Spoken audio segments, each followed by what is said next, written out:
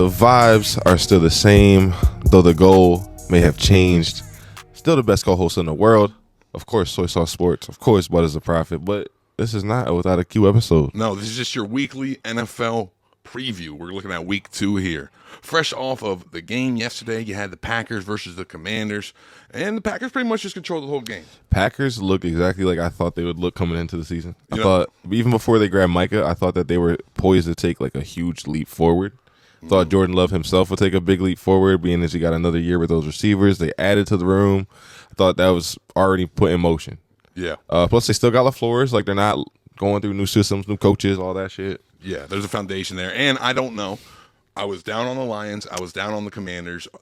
Are they just shaky? Are they just shaking? I'm right about that. Or are the Packers just that fucking good where they controlled the whole entire game for both scripts? I think it's both. It's a little combination of both. I think it's both. I think both of those other two teams were struggling, right? Like I expected the Lions to struggle. I'm not as down on them as you are. Yeah, but I definitely don't think they're gonna be the like offensive juggernaut that they were with Ben Johnson there. I said that they'll miss the playoffs. You said they'll just they'll make the playoffs but not win the division, right? Yeah. So probably double down on that with the way the Packers coming out, looking like heavy favorites at the NFC. Jaden Reed is out now. He got another injury, and I feel like he's kind of just like he's almost in that Olave realm with he's just getting hurt doing anything. Yeah, like you expect him to just leave the game at some point because now I think it's a shoulder or maybe a neck injury, but he came in with a foot issue. Austin Eckler, it's looking like a hamstring injury, I believe. I'm not sure. There's not many updates on that, but his are done. He's pretty old, man. So that I think that's going to increase Krosky Merritt. His fantasy stock has to be at an all-time high right now, but I don't think they're going to be ahead in many games for him to really run the ball. I think that they live off a lot of those checkdowns, so maybe somebody else could emerge there with like Nichols he might be the play. Jeremy McNichols, he could be the play. They got rid of many men. Brian Robinson Jr. So yeah, over there in San Fran now, which is very interesting because Brock Purdy's out. That's another thing. Brock Purdy's out. I think they said for 5 to 6 weeks. Yeah, a few weeks. Mac Jones taking the helm there, and we could just jump right into our predictions for the week, what we're looking at for this week 2 slate. Yeah. We're starting with... Because that's what this is all about. That's all it is. Giving you our week 2 predictions, a preview of some upcoming games. Some sneaky touchdown score parlays. Yeah, we'll talk some fantasy. We're starting with a divisional matchup. We have the Buffalo Bills versus the New York Jets. The spread on that one is 6.5. So I'm definitely taking Bills to win, but I love Jets to... cover maybe 8.5. Little teaser. You give them 2 points. I like an 8.5 cover there too. It is divisional. Josh Allen does tend to kind of struggle against the Jets in a bit, or he just has an absolutely pop off game. It's one or the other. It's either going to be super low scoring, which I don't think it will be. Over under sitting at 47.5. I'd say that goes over, but give me the Bills to win that one straight up. I'm going to stay away from the spread there. Then the next one, we have another divisional. We have the Giants and the Cowboys, with the Cowboys as a -4.5 favorite at Jerry World, mind you. I say give me the boys. Yeah, give me the boys as well. You had an interesting take about the Cowboys that you didn't say on the podcast. What did I say about them? I don't know. It might have been the gas you were smoking that night, but you did say that they could be the ones to represent the NFC this year in the Super Bowl. Yo, I could see it, actually. That is a hot take. I did say that. You said it's your hottest of hot takes. I did say that. I think so. I just see something about them against that Eagles team. Right? I know they didn't have Jalen Carter chasing after Dak. Yeah. I know they were down a man, and it's a big part.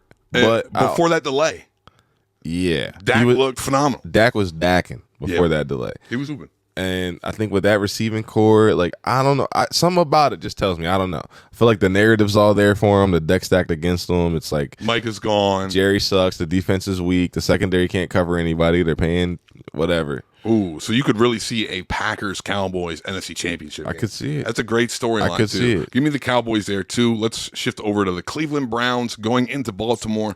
Joe Flacco's first time playing against Baltimore in Baltimore since he departed from there, which is a crazy stat, it feels like, because he's been out of Baltimore for over a decade now. Yeah. That's a pretty crazy stat. Well, no, it isn't over a decade because he was there. It feels like over a decade, almost. Yeah. Almost, because Lamar was 2018. The following year he went. So, give me the Ravens to win, but I think the spread's a little. I'm looking at plus 11.5 for the Browns. I think for an AFC North game, I don't mind. I think they could cover the spread. Yeah, I definitely think Ravens win here, but I'm not mad at this. Is another one that if you can get an alternate spread by some points, definitely 13.5, 14.5, depending on If you can get 14.5 at around 220, minus 220, take it. That's a good play right there. I mean, you look at the over-under, it's 45.5, and the spread's 11.5. Yeah, so I mean, two whole scores after what we just witnessed from that Baltimore defense in that fourth quarter. I definitely think Flacco he's a sicko. He's an assassin. There's something about him that's just, I had nothing to lose. I'm going to go out there and sling this bitch now. He is a sicko. He just knows the reads, man. He's done that shit. He could probably do it in his sleep. You let him learn the system, give him the playbook, he'll probably do that shit in his sleep. Joe Flacco, literally, that playoff run, I know it was built off the defense, but he has, to me, the greatest playoff run of all time when you're talking about just statistics, not about who they played. We're looking at 11 touchdowns, which is the playoff record in a run, to 0 interceptions. He snapped. That he went off that year. He went crazy. So, yeah, give me Baltimore there, but I think Cleveland can get sneaky and cover the spread. Then we have the L.A. Rams at the Tennessee Titans. I'm definitely feeling Rams on this one. I think Rams money line is a safe play. Yeah, they're minus 230 on the money line. Spread is 5.5 points. I'm taking L.A. as well. Not going to touch the spread there because it could be one of the ones that come down to the wire. I think Tennessee's tougher than what they get credit for, but they're going to have a first couple weeks are going to be tough opponents, and we're going to see a lot about the Tennessee Titans there. Yeah, for sure. Give me the Rams. Then we have the Seahawks at the Steelers. Spread is 3. I don't like taking the spread at 3 because it just feels like you're bound for a push. Yeah, for sure. So give me the Steelers money line, if anything. I'm looking at minus 175. I think the Steelers take that one. I love Steelers this week. I think Steelers are the best book. That's your safest? I think they're one of the best the books got to offer. I don't know. I think I was seeing them at minus 160 on FanDuel, and I think that is a safe play, a very comfortable play for me. I think that defensive line, they underperformed against the Jets. The whole defense did. But Darnold ain't Fields when it comes to mobility. Darnold has a good pocket presence for sure. When he gets to step up into a clean pocket, he's dangerous. He's not great at getting the ball out quick. Yeah, it feels like they need somebody else there now, though, because Cooper Kupp's looking a little slow. Yeah, and it doesn't look like he has the receivers that get the separation to get the ball out quick. Which is going to be tough against our secondary. Yeah. You look at Jalen Ramsey. Exactly. Jalen Ramsey's going to be locked up on JSN. Yeah. Now is Cooper Kupp. Can he take a step? I think if Cooper Kupp can't show a little promise, as opposed to what he did last week, fantasy owners need to start panic with him. Yeah, for sure. Yeah, but then again, it could be one of them ones that'd be too early. But there's going to be real life panic because TJ Watt is going to be chasing them and fuck around all day. So yeah, I'm definitely taking Pitt there all day. Yeah, give me the Steelers. Then we have the Jacksonville Jaguars at Cincinnati. Jag surprised last week. Okay. Oh, yeah. Like we said, shout out to Liam Cohen, only rookie head coach to catch a win week 1. Shout out to Liam Cohen. Really wasn't the toughest competition. They had a weird delay, too. Yeah. Some weird delay that delayed the game for a while, but, ETN got the ball rolling. Yeah, and you're going against a defense like Cincinnati, not like very, very lackadaisical. Jaguars, I would put them on upset alert. I think I would take the Jaguars to win here. I'm taking Bengals, but I'm buying it. Yeah, it's not bad. I mean, the spread's 3.5. It's a little close, but my only problem is with the Cincinnati Bengals is that it's September. And then when you see the Bengals in September, no matter what, they just don't come out and look like they normally should. They have those collapses. Yes, yeah, they do for sure. Yeah, for sure. And we'll see. We'll see, though. It could be interesting, but I would take Jacksonville Jaguars to upset here. Now we have the Chicago Bears at the Detroit Lions. This is actually my upset alert. I'm taking the Bears here. Oh, so they got the Bears are plus 230 right now at the moment, what I'm seeing, and plus 6.5.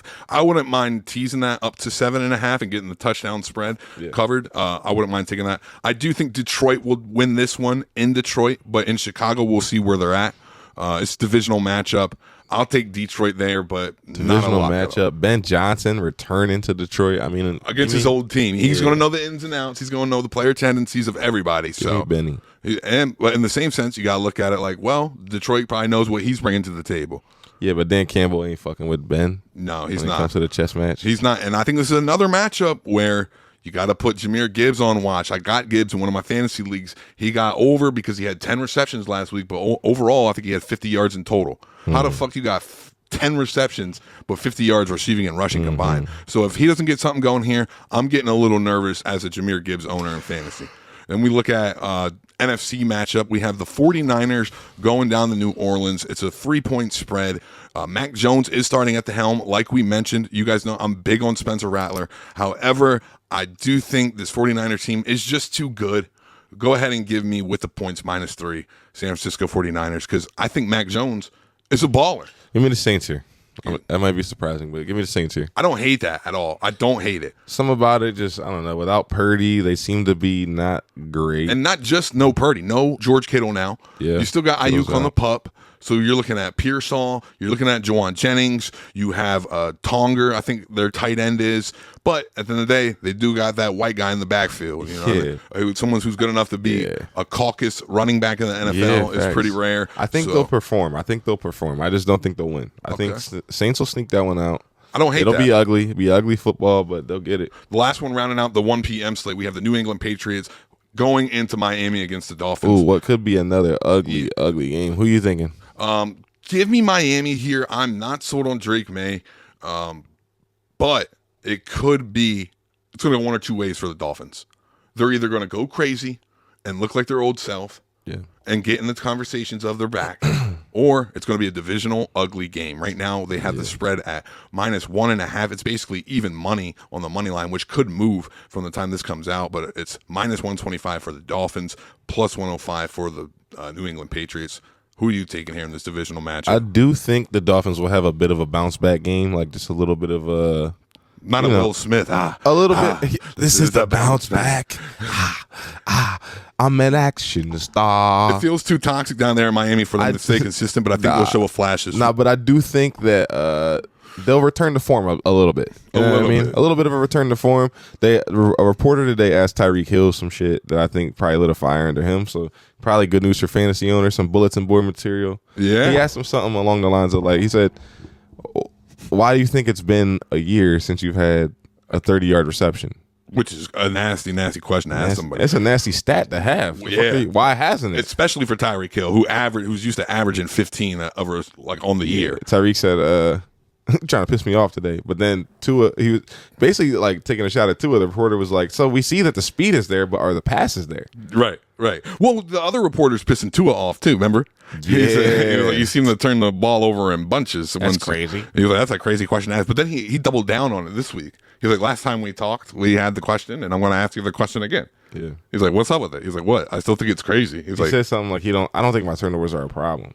Well, they're a problem. Yeah. Any turnover is a problem. And the head coach might be a problem. Give me Miami here, but if they lose this week, I'm completely out on them. Yeah, for sure. I think but one thing, reporters, y'all got to chill with those dumbass questions, because that is a dumbass question to be like, the speed is there, but are the passes there? Like, what the fuck kind of question is that? Yeah, you're still just as talented at receiver, but you're just not getting the ball. Why is that? Right. I don't fucking know. Ask McDaniel, ask Tua. Like, what are you? That's pretty much saying, we know Tua's ass. Can we hear it from your mouth? Well, yeah, like, why are you trying to set these motherfuckers up like this? And I don't like how Tyreek laughed that off. He was on some evil, cynical, maniacal shit when the way he responded to it.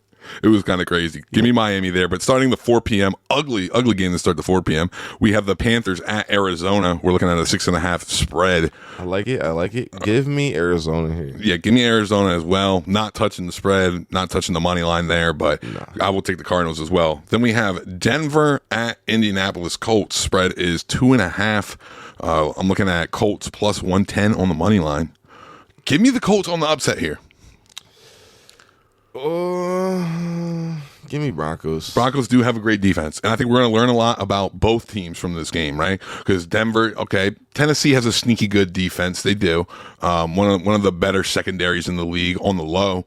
But the Colts came out with a different bop to them on offense. Mm-hmm. We're finally seeing the Shane Steichen system with a quarterback that's designed for it, right? Because when Flacco was in there balling, he's not really a good fit for that system and what he really wants to do and how he can expand it. He drafted Anthony Richardson for a reason, right? To try to develop him. Mind you, this is the guy that had offensive coordinator on the Eagles when Jalen Hurts was in MVP conversations. Yeah. It was that year, the first year they went against the Chiefs in the Super Bowl. It was that coordinator. He was a cooker. The schematics are there. I didn't like the team. Now they got someone at the helm who is serviceable enough. I think Daniel Jones can be serviceable enough, especially in that offensive line compared to what he had in the Giants. You got Quentin Nelson there. You got some dogs up front. You got Jonathan Taylor in the backfield. Give me the Colts there. As a sneaky upset. I'm also completely out on Bo Nix. You already know. Yeah, I like it. Now we have the Super Bowl matchup. Super Bowl rematch. At Arrowhead, one of the rare times you're going to see Kansas City as a dog in Arrowhead. 1.5 is the spread. Who are you taking here? I don't think we've ever lost as the underdog in Arrowhead. Crazy stat in the Patrick Mahomes era. Yeah, obviously from the Pat Mahomes era. I'm taking the Chiefs, obviously. I mean, you have to. I'm gonna be honest with you. I will take the Chiefs too on some fluky fourth quarter bullshit. Right. Yeah, I mean, Andy's just not. Yeah, there'll be like a holding call or a non-call or some dumb shit, of course. But is it that, or are people just magnifying it because it happens in every single game? It does. It does. There's always something. It does. I just can't see the Chiefs starting 0-2. I think you guys are just too good. Andy's not known for. I get Philly's phenomenal, and they got all their pieces there, but we're gonna really see what their offensive coordinator is going to be about now because they got a new guy there. Because Kellen Moore is on the Saints. Wait, no, was it Kellen Moore who was their coordinator last year? He was. Yeah. So now we have somebody else new and really facing a Steve Spagnuolo defense as opposed to the Cowboys, who just lost their best defensive player. So we're going to really see where they stand. For sure. Then we have the Atlanta Falcons, who look pretty damn good with Michael Penix at the helm. That offense was really flowing, clicking. Pitts got involved a little bit. Drake London. Bijan playing out of his mind. They're going into Minnesota as 3.5 favorites. I mean, underdogs. Yeah, 3.5 underdogs. Who you got between the Falcons and the Minnesota Vikings? I'm going to go Vikings. They'll probably take this one, steal it. They'll go 2-0 to start it. I mean, I wouldn't be shocked if Falcons pulled it off, but I'm going Vikings. Yeah, that's kind of where I'm at with it. JJ McCarthy, like I said, he kind of earned my respect last week. I'm going to go Vikings as well, but it's not a for sure pick for me. Yeah. And then we're going into Monday Night Football. We have the Tampa Bay Buccaneers at the Houston Texans. I think that's interesting because Texans are the favorite by 2.5. Who are you taking there on Monday night? I guess give me the upset, right? Yeah. Give me the Bucks. I don't know why they're undies there. Yeah, the Bucks really have no reason to be underdogs, in my opinion, other than the fact that they're playing on the road.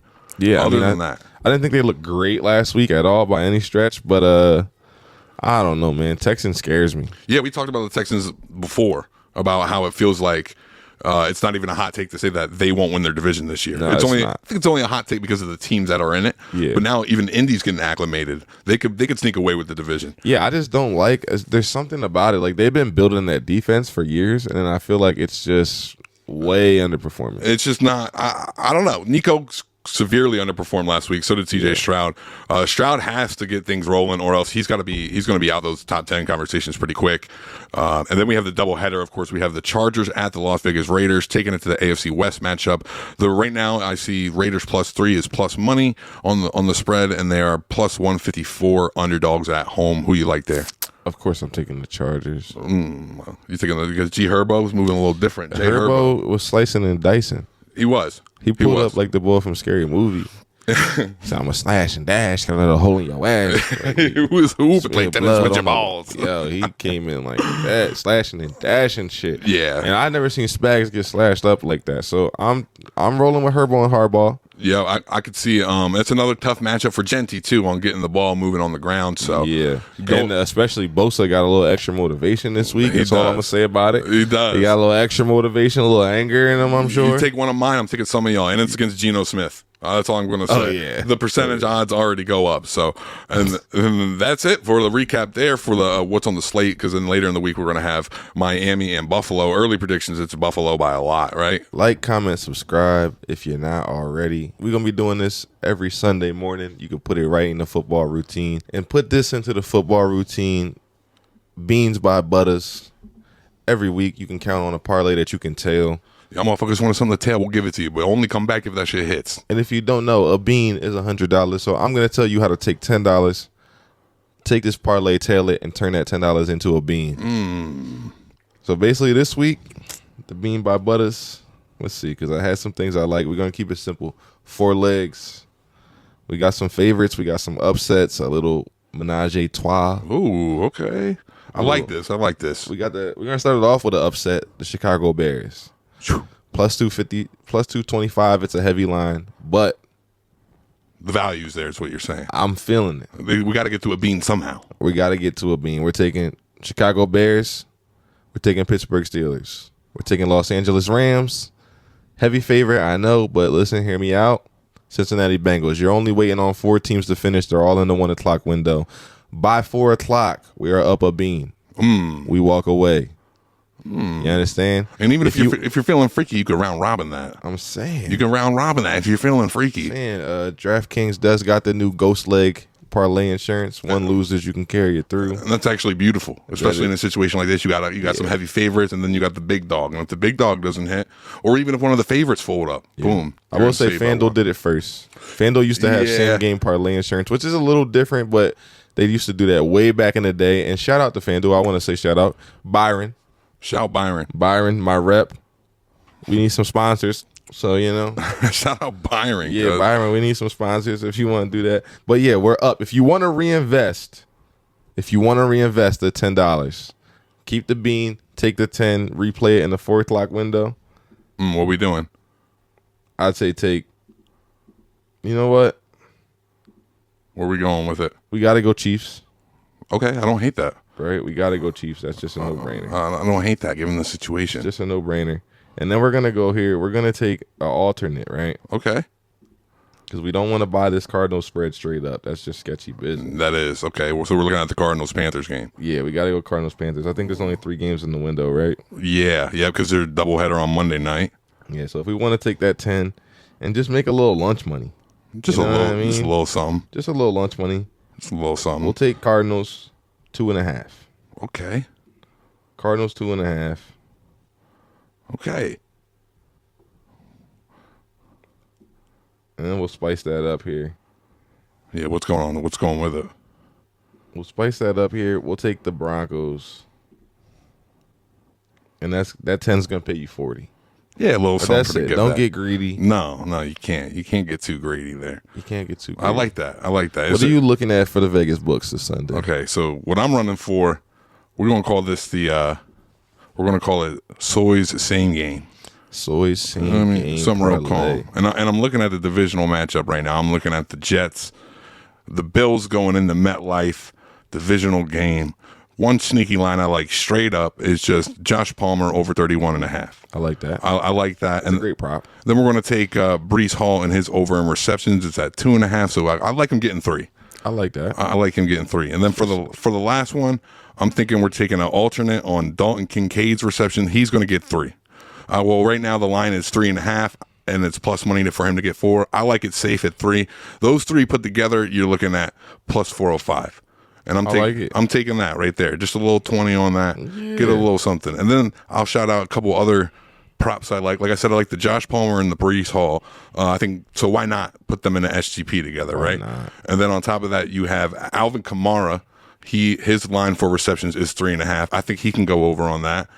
Then you also got Jaylen Warren getting 2+ receptions. That's very feasible. Absolutely. And then lastly, give me Chase Brown from the Cincinnati Bengals for 15 or more receiving yards. I'll take all those individually. Individually, I'm taking Palmer over 31.5. I'm taking Breece Hall 2.5, Chase Brown 15+, and Jaylen Warren 2+ receptions. I'm taking them all individually. Then I'm going to throw them all on a lay as well with less of a unit on it. Absolutely. On the parlay to get it done. Absolutely. That's where we're at on that. That's a beautiful thing. Yeah. And y'all motherfuckers play responsibly and respectfully too. Please keep it respectful. Because it's low-key some psyop shit, how much shit you see getting pushed on gambling. But everyone does this shit. So. Gambling is definitely the new crack. Like the CIA is definitely out here cooking up. Yeah. For sure. It's definitely the new crack. 100%. You're not wrong there. Let's do some, speaking of crack, let's do some fantasy. Fantasy's another one. I don't really fuck with like DFS lineups on Sunday, like when you play those contests and shit. I'm not a fan of those.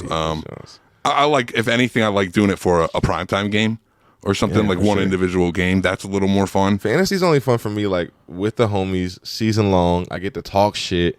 You know, like I don't know. I feel like a real GM. Yeah, you really do. And it's almost like you have to play on fantasy. You have to almost know who you're dealing with. You got to know who you're dealing with in these trades. No personalities. And you almost got you almost got to be like a narcissist almost.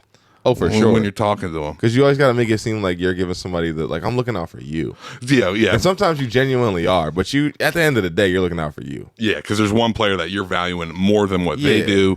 Or it's like the steal of the deal is you think I'm going for this person, but I'm really interested in your bench player who I think is going to pop off soon. Also, one person I want to put on fraud alert right now is Nico Collins. I want to put him on pack your shit watch because he might need Whoa. to. Yeah, I'm going to put him on pack your shit watch because it might be time for him to pack his He's shit. on the piss watch. Okay. Yeah, he's on the PYS, and I don't want to hand him the pack your shit award next week, but we just might have to. I got some starter sits. Okay. I want to ask you. What's the starter sit Etienne? Travis Etienne. Etienne against the Bengals. I think if you didn't go running back heavy in the first 3 rounds, if you didn't go running back in the first 3, I think Etienne's a start. Yeah. Definitely a great flex option.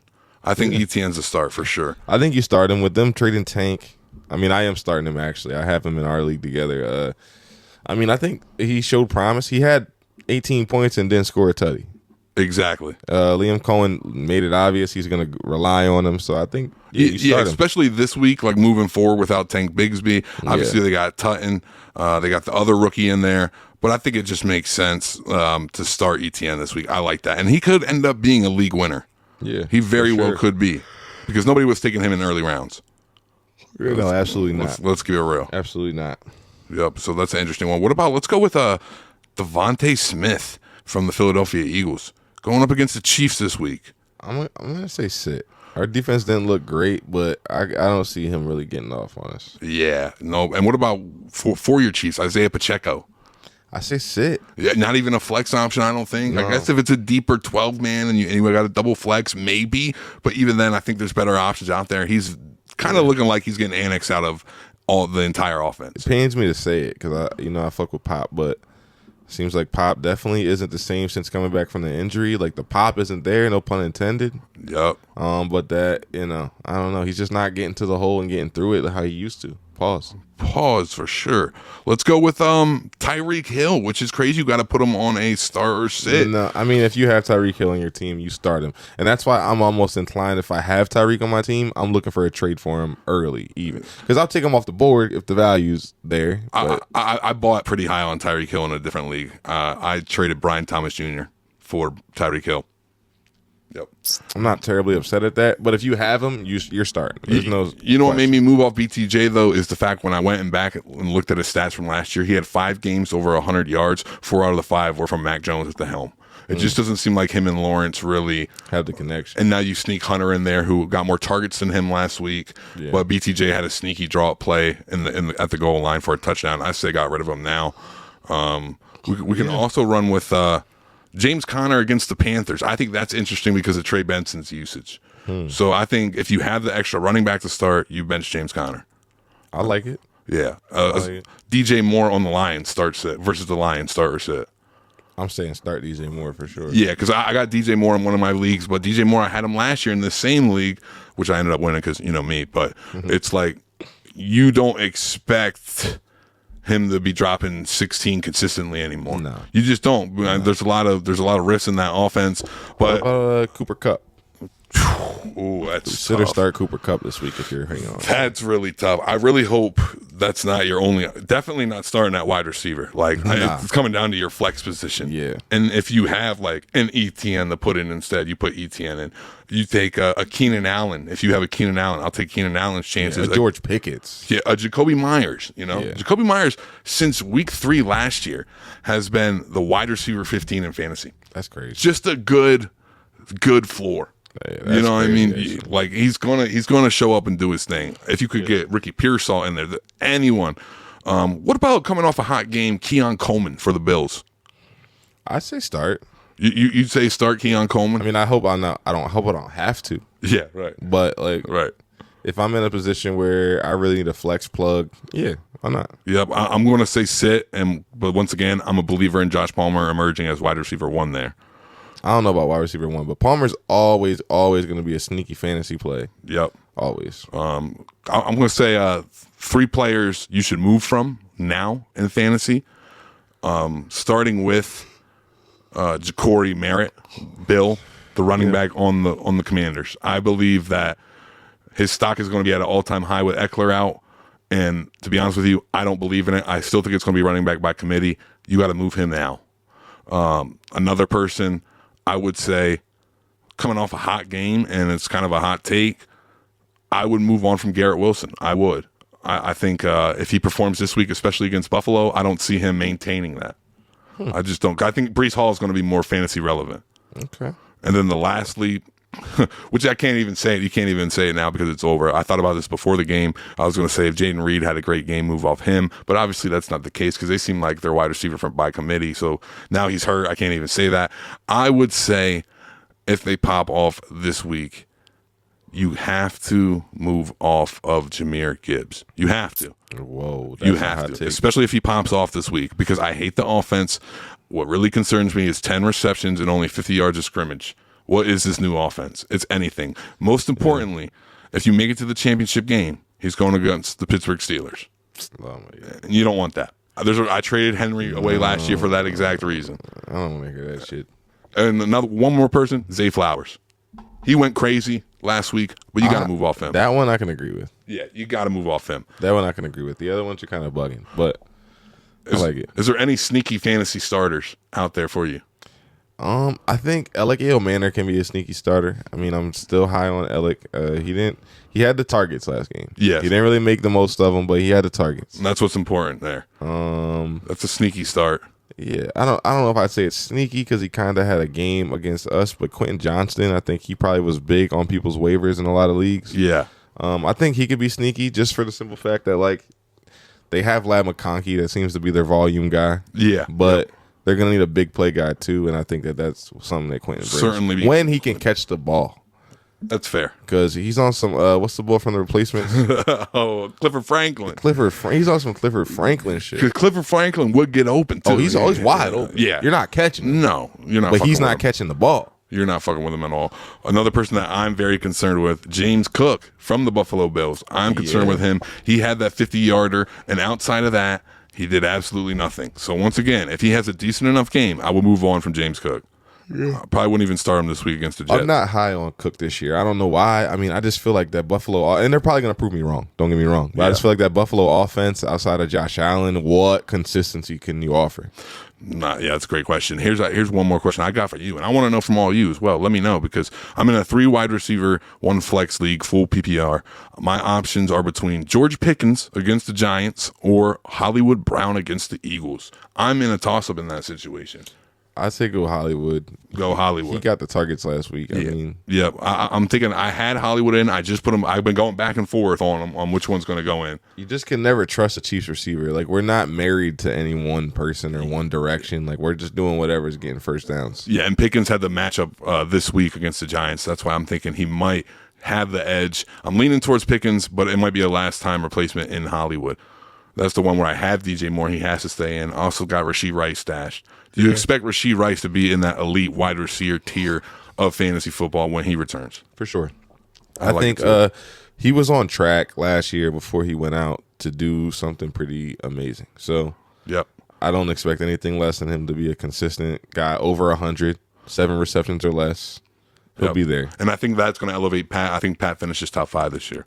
Yeah, for sure. I think Pat, I said it in the beginning, I think he's probably going to win his 3rd MVP if it's not a skill position. Yeah, I'd like to see a skill position take it, but I mean, we're only 1 week in. My overreaction is no skill positions can ever. If they ain't give it to Saquon, they ain't give it to Cooper Kupp, Jamar Chase. It's about Cook. Yeah, I think Pat gets his 3rd though. I don't know. He's due for it. He didn't look great in week 1. I think Pat gets his 3rd, but he don't get back to the bowl.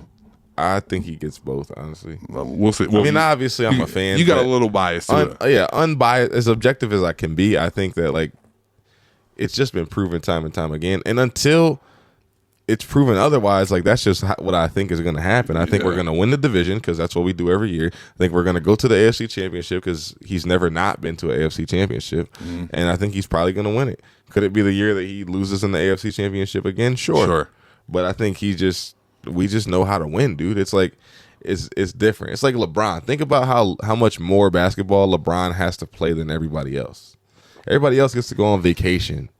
You know, May comes around, they're like, all right, cool. LeBron's going to be there. He got a short off season every year. Every year. Like, we're getting into that territory where it's just like we are dealing with the physical detriment of it, but we have the mental fortitude of it. Where it's like, yeah, our bodies are more banged up than everybody else, but our brains are so much stronger than it. We just know how to fucking win. We've just been there too many times at this point. So for that reason, we don't know anything else either. That's why they're like, oh, Pat's crying about losing, and how could he have these reactions? Bro, he don't fucking know anything else but winning. Yeah. Like, It's what we do. Yep. So I think we get back. I do also think that the NFC sees a new contender.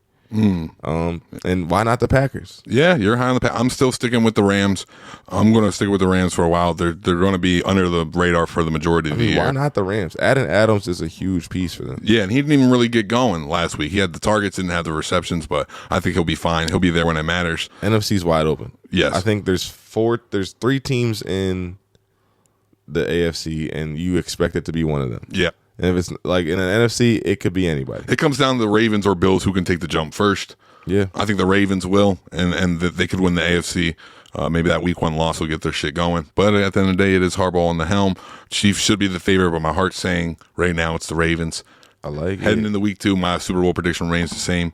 What do you think? You're still thinking Packers Chiefs for the Super Bowl prediction? I am thinking Packers Chiefs, honestly. And that's where we're at with it for week 2, man. Yeah, Look, like I said, like, comment, subscribe. We're doing this every week, so please tune in. Yep, we're doing pregame and postgame every single week. And then, of course, our weekly upload of Without a Q podcast where you can catch us yapping. Because we know some of y'all ain't NFL fans, and you're not here for that. I'm sure we'll talk a little ball on the pod still, but we're going to be dedicating episodes strictly to NFL now that we're here with it. We're going to be here.